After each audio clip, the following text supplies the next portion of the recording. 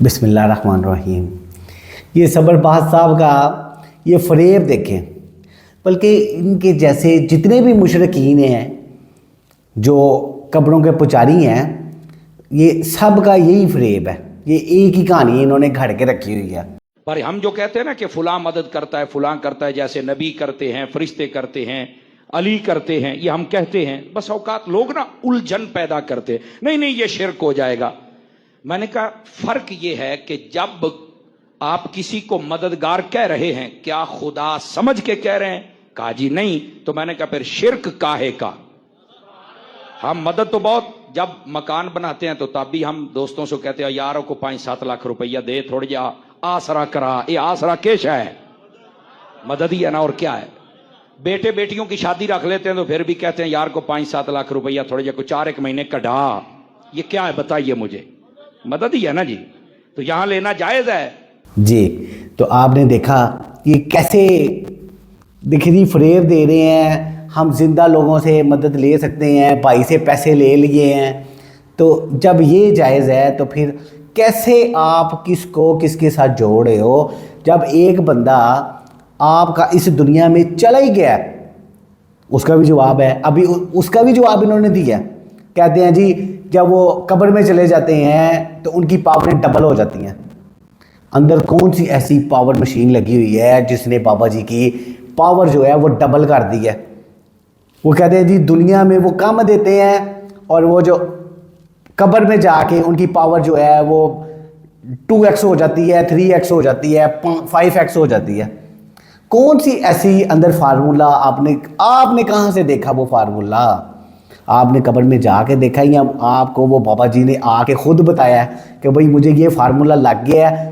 تو پھر تم ایسا کرو، پھر تم بھی قضائے الہی سے وفات پا جاؤ تاکہ آپ کی بھی جو پاور ہے وہ پھر ڈبل ہو جائے۔ کو خدا کا خوف کر لو، کیوں دھوکہ دے رہے ہو؟ اور ویسی عوام ہے نیچے سے سبحان اللہ کے نعرے لگا رہی ہیں، بجائے کہ وہ ان سے پوچھیں کہ جناب سمر عباس صاحب آپ معزز ہیں ہمارے لیے، ہمیں ذرا اس چیز کا حوالہ دے دیں۔ مجھے آپ سمر عباس صاحب آپ سے میں ہی سوال کرتا ہوں کہ آپ مجھے اس بات کا حوالہ دے دیں، اور خود حوالہ دیتے ہوئے بھی کہہ رہے ہیں نئی کہانی شریف انہوں نے سنا دی ہے کہ فلانی بابا جی نے ایسے کہا تھا، فلانی کتاب میں ایسے لکھا ہوا ہے۔ قرآن و حدیث کا تو تعلق ہی نہیں ہے ان کے ساتھ کوئی، نہ کہانیوں کے ساتھ اور نہ ان مشرکین کے ساتھ۔ کیسے یار تم لوگوں کو کیسے کیسے فریب دے رہے ہو؟ وہ افراد، وہ ہستیاں، وہ بزرگ جو قبروں میں تشریف لے گئے، ان سے مدد کیوں مانگتے ہیں؟ یہ آپ کا شوق بھی شیخ محقق نے پورا کر دیا ہے۔ وہ فرماتے ہیں، سوال اٹھایا کہ اللہ کا ولی جب تک زندہ ہوتا ہے تب تک مدد کرتا ہے یا پھر قبر میں چل کے بھی وہ کر سکتا ہے؟ آپ نے جو جواب دیا ذرا حوصلے والا بندہ سنیں۔ آپ فرماتے ہیں ولی جب تک زندہ رہتا ہے وہ تب بھی مدد کرتا ہے، جب قبر میں چلا جائے اللہ کی عطا سے تب بھی کرتا ہے، لیکن دنیا میں رہ کے وہ مدد تھوڑی کرتا ہے، قبر میں جا کے زیادہ کرتا ہے۔ تمہیں حیا نہیں آ رہی؟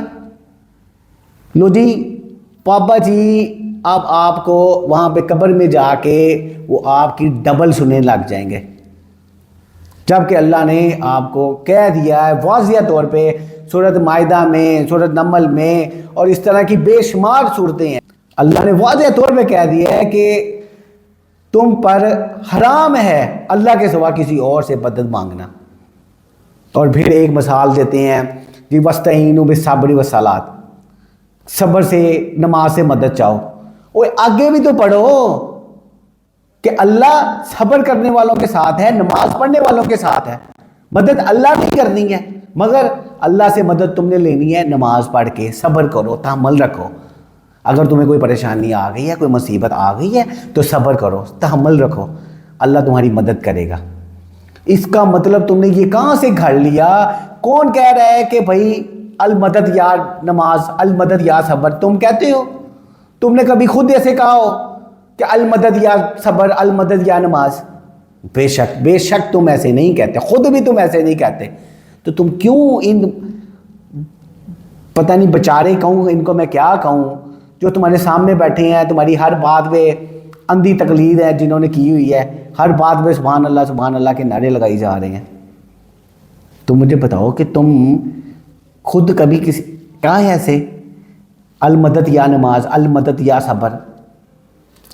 بے شک تم بھی نہیں کہتے، کوئی بھی نہیں اس طرح کہتا، اور تم جانتے ہو اس کا مطلب کیا ہے، اصل میں اس کا مطلب کیا ہے، مگر بس تم نے ان کو اپنے پیچھے لگانے کے لیے تمہیں قرآن و حدیث سے بھی ٹکر لینی پڑے تو وہ تم نے لے لی ہے ٹکر.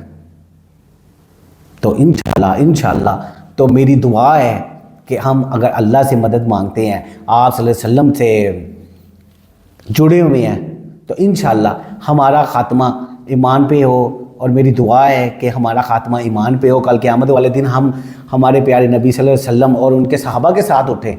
اور میری یہ تمہیں بھی یہ دعا ہی ہے، دعا نہیں ہے، یہ دعا ہی ہے کہ تم جن کا نام لیتے ہو، جن بابوں کو پکارتے ہو، کل قیامت والے دن اللہ کرے تم ان کے ساتھ ہی اٹھو روز محشر والے دن، اور اللہ کے حکم سے انشاءاللہ وہ تم سے اعلان برات خود ہی کر دیں گے، اللہ سانو معاف کر دے، اسی نہیں انہوں جان دے.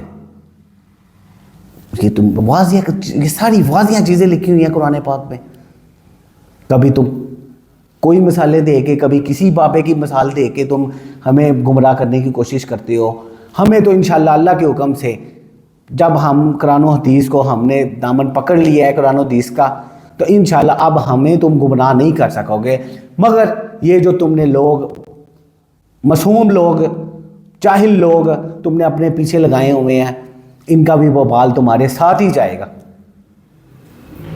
اللہ تمہیں ہدایت دے اگر تمہارے نصیب میں ہدایت ہے، ورنہ تم جانتے ہو